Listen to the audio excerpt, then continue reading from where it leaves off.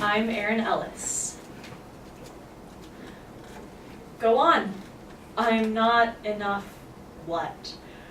I'm not sexy enough. I'm not passionate. I'm not needy. I'm just what I've always been, Andrew. What is suddenly not enough? We have a life together.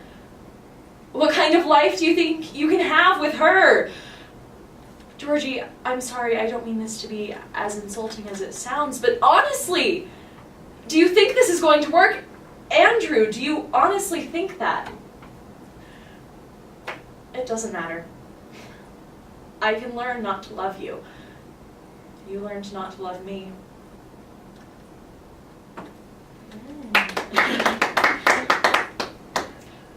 I'm glad I got fired. I mean, I hated that job, I really did. It was so degrading. Do you have any idea how exhausting it is to have to feign excitement over the renewed popularity of the toggle button? The toggle button, Paul! Just how small can a person's world shrink? So screw them. Screw them! I don't need buttons, and I don't need them. You will notice my raincoat has no buttons. It's because I cut them off. I cut all the buttons off of everything I own in a cry of protest. Thank you.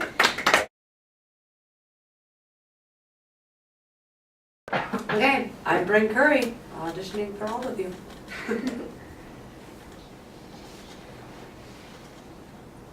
Just simply don't know what's going on inside a person. You don't even know what's going on inside yourself. You just keep nigging and drag everything to the mad. What's between Rudolph and me is clean. It is pure. You should be hit every time you open your mouth. Oh, it's not my fault that I can walk and you can't. I'm punished in other ways. Oh, I hate all this furniture. I am under your constant surveillance. People will never understand what it means to be watched that closely by someone like you. Was the hope drunk wherein you dressed yourself? Had it slept since? And wakes it now to look so green and pale at what it did so freely? From this time such I account thy love. What thou feared to be the same in thine own act and valour as thou art in desire? What beast was it then that made you break this enterprise to me? When you durst do it, then you were a man, and to be more than what you would be so much more the man. No time, no place then it here, yet you would make both, that their fitness now doth unmake you. I have given suck, and I know how tender it is to love the babe that milks me. I would, while it was smiling in my face, have plucked my nipple from its boneless gums and dashed the brains out, and I so sworn as you have done to this. If we fail, we fail. But screw your courage to the sticking place and will not fail. When Duncan is asleep, where to the rather shall his hard day's journey soundly invite him, his two chamberlains will I with wine and morsels so convince that in memory the warder of the brain shall be but a few, and the receipt of reason a limbeck only.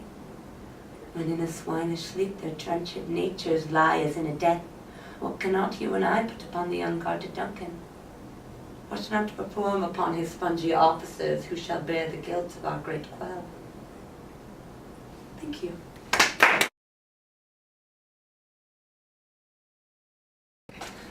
Brittany Sains.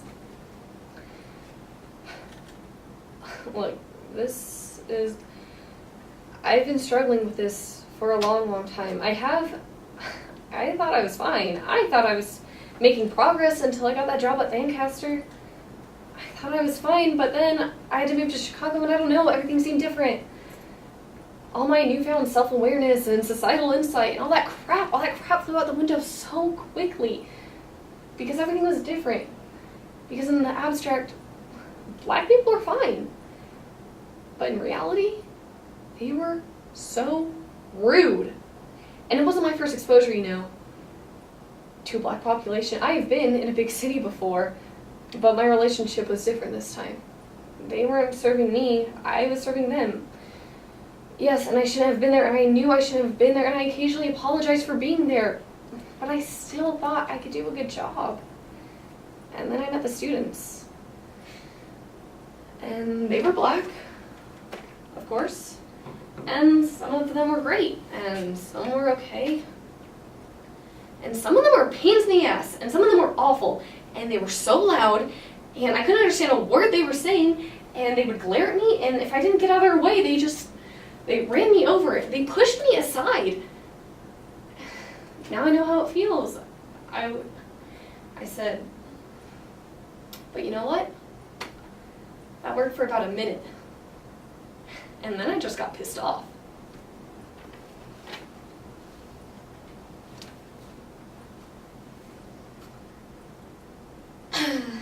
I ate them. That's right. I ate the divorce papers. Charles, I ate them with ketchup. And they were good. You probably want me to start getting serious about our divorce. But the thing is, you've always said our divorce was a joke, or our marriage was a joke. So let's use logic here. If A, we never had a serious marriage, then B, we can't have a serious divorce. No, we can't, Charles. It's all a farce. A farce that tastes good with ketchup. I mean, wasn't it last week your dad asked you the reason you walked down the aisle with me, and you said, for the exercise.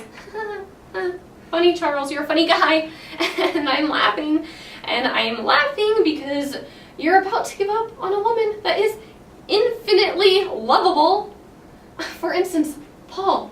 He's loved me since the 8th grade. And sure, he's a little creepy, but he really loves me. And I would never ask him to just sign his name to a piece of paper promising to forget his feelings for me forever. But that's exactly what you're asking me to do for you. To sign away my right to that sweet voice, Charles. To those baby brown eyes and the way your hands run through my hair before bed. Those aren't things I want to lose. I won't lose them. I won't lose you. This is all a big joke. And it's very funny, Charles. I keep waiting for you to say April Fools, and then I'll rush into your arms but you're not going to, are you? No, of course not. No, it's not April.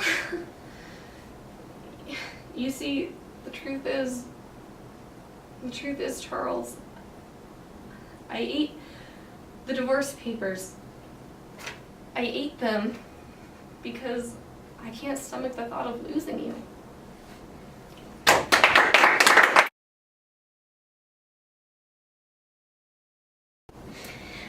My name is Kelly Clark. Mr. Cornell, I was appreciative that first night when you carried my trunk all the way up the stairs. The fact that it slipped and fell 5 flights and smashed into pieces was not your fault. I didn't even mind the message you painted on my stairs. I thought it was crazy, but sort of sweet. However, Mr. Cornell, things have now gone too far. I cannot continue to accept gifts from a man I hardly know, especially canned goods. I got your little note. I get the gist of it, even though I don't speak Italian. And I can do very well without you leaving chocolate almond Hershey bars in my mailbox. They melted yesterday, and now I have 3 gooey letters from home with nuts in them. And I can do without you sneaking into my apartment after I go to work and painting my balcony without telling me about it. I stepped out there yesterday, and my shoes are still glued to the floor. In short, Mr. Cornell, and I don't want to have to say this again, leave me alone.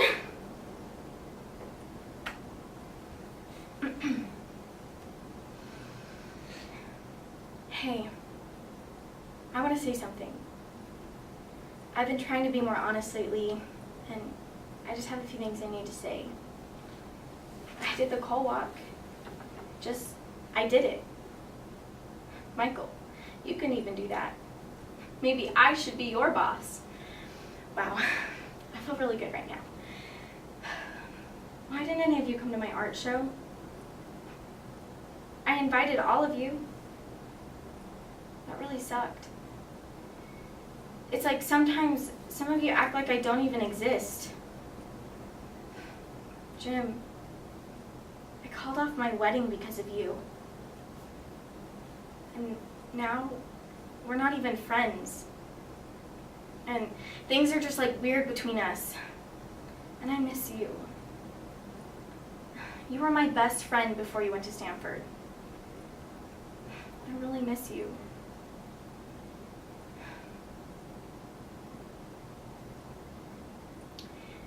And I never should have been with Roy. There were a lot of reasons to call off my wedding. But the truth is, I didn't care about any of those until I met you. And now you're with someone else, and that's fine. It's whatever. That's not what I'm not. Okay, my feet really hurt. Just what I'm trying to say to you, Jim, and to everyone else in the circle, I guess, is that I miss being friends with you. I miss having fun with you. Just you, not everyone else in the circle. Okay, I'm gonna go walk in water now. Yeah, it's a good day. Thank you. I'm Ashley McGoffin. I'm going to be performing monologues from Raise Your Voice and Coach.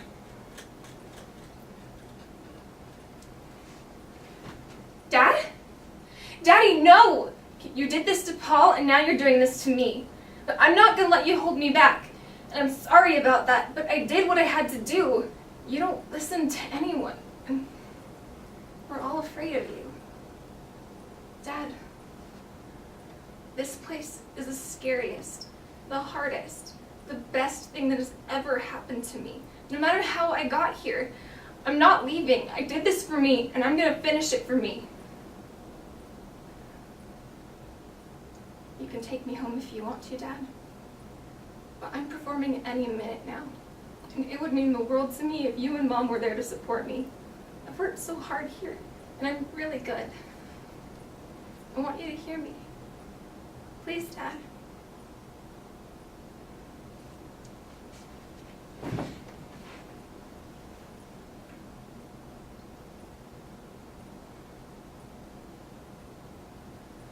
Okay. I had to sleep outside because you were snoring so loud. I'm serious. I slept outside. Okay. We've got to do something about your snoring problem. It's like every night someone is kickstarting a motorcycle next to my head. I'm sorry. But you get like this when you're suffering from sleep deprivation. I tried earplugs. They didn't work.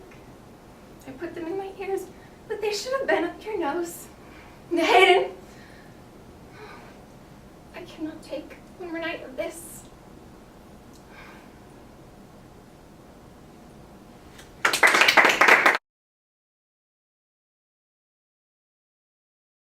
Hi, my name is Bailey Self. I'm so glad you can make it. Oh, please excuse the way I look. I've been practicing my routine. It's for the Miss Firecracker contest. It's the beauty contest? They hold it in Brookhaven every 4th of July. It's a big event. It's famous. Anyway, well, I guess I should show you the drawings. I'm going to be doing this tap dance march type of thing. It's going to be done to the Star-Spangled Banner. I'm going to end up twirling these lit up sparklers around and around, one in each hand. And before that, Roman candles going off, boom, boom, boom, like that. Right over the top of the crowd. Well, do you think you'll be able to make up a pattern following these drawings? Go ahead and get my measurements. I'll just stand here.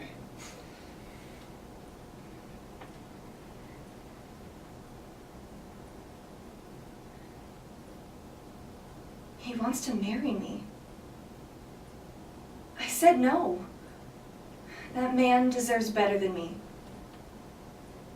He don't want to be marrying me.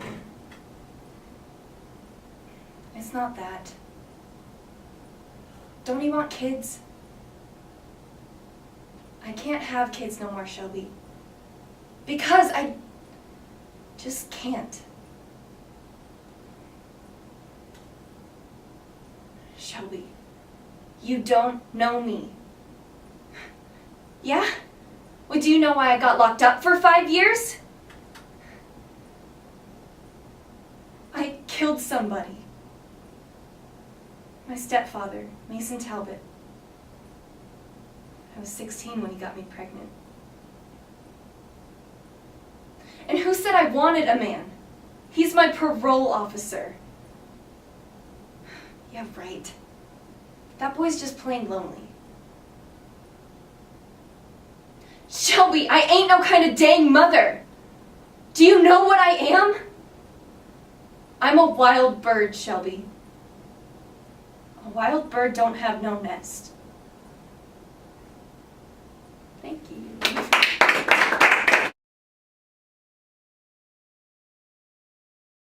I'm Hunter Phillips, and as we say in the business, this is a cold read. Hi, how are you? Now, my first job, I was in-house at a fur company with this old pro copywriter, a Greek named Teddy. Teddy told me that the most important thing in advertising is new. It creates an itch. You simply put your product in there as a kind of calamine lotion. But he also talked about a deeper bond with the product, nostalgia. It's delicate, but potent. Sweetheart.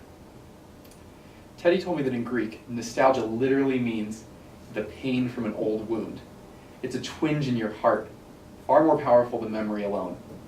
This device isn't a spaceship, it's a time machine. It goes backwards and forwards, takes us to a place where we ache to go again. It's not called the wheel, it's called the carousel. It lets us travel the way a child travels. Round and round, and back home again, to a place where we know we're loved. Very good. Good job, Hunter. Way to go.